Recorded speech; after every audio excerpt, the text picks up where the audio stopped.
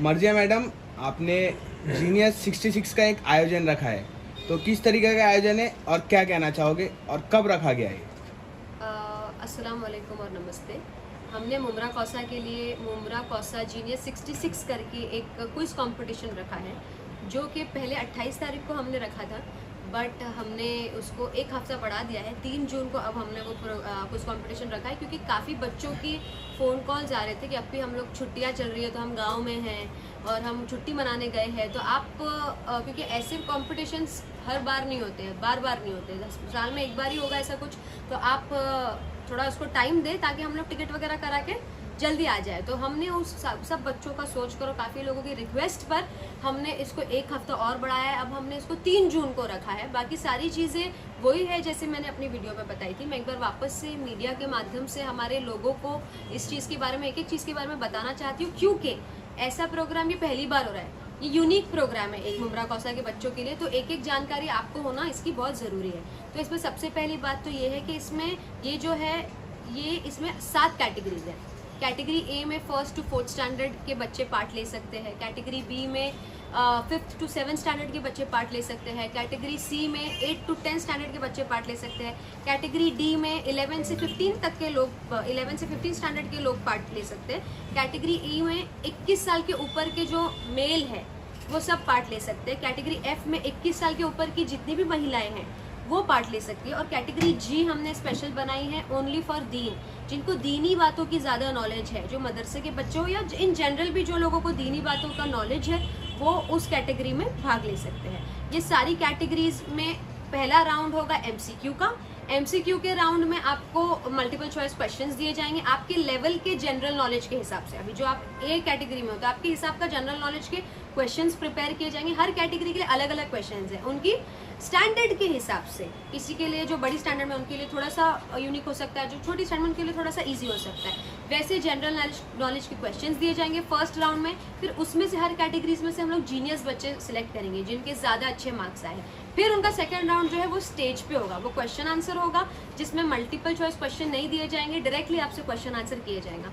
जो बच्चा जितने सही जवाब देगा उसका उतना प्राइज मनी बढ़ते जाएगा। जैसे हम KBC करते हैं ना, बिल्कुल वैसे आपके जितने सही जवाब होंगे उतना आपको प्राइज मनी आपका बढ़ता जाएगा। बट सबसे अच्छी और इम्पॉर्टेंट बात मुझे ये बतानी है कि हर पार्टिसिपेंट को मेडल और सर्टिफिकेट है, और ऑडियंस में से भी बीच बीच में से सवाल किए जाएंगे, उनको भी प्राइज दिया जाएगा। एक्चुअली क्योंकि हमारा मेन जो मोटिव है, हम हर प्रोग्राम के पीछे हमारा एक विजन होता है, एक मोटिव होता है, और हमारा विजन ये है कि हम मुमरा कौसा के बच्चों को और लोगों को सिखाना चाहते हैं। क्योंकि हमारी ये सोच है कि पढ़ेगा मुमरा तभी तो बढ़ेगा मुमरा, तो इसके लिए हम चाहते हैं कि हमारे बच्चे सीखे, वो मोटिवेट हो। तो हम इसीलिए सबको मेडल सर्टिफिकेट देंगे, क्योंकि इस बार वो जब ये देखेंगे प्रोग्राम को तो मुझे यकीन है कि हमारे बच्चे के दिमाग में एक साइकोलॉजी बनेगी कि अगले साल हम और पढ़ के आए और मेहनत करें, ताकि क्योंकि इतना बड़ा प्रोग्राम होने वाला है तो हम अच्छे से पढ़े। तो इस तरीके से बच्चे पढ़ाई पे ज़्यादा ध्यान दे पाएंगे। अच्छा, एज वगैरह क्या रखा है आपने? एज मैंने आपको कैटेगरी बता दी। देखिए, अब 1st से 4th तक के जो बच्चे उस स्टैंडर्ड में होंगे वो आएंगे, और अगर कुछ स्पेशल केसेस हैं कि कुछ मदर्स बोल रहे हैं कि हमारे बच्चे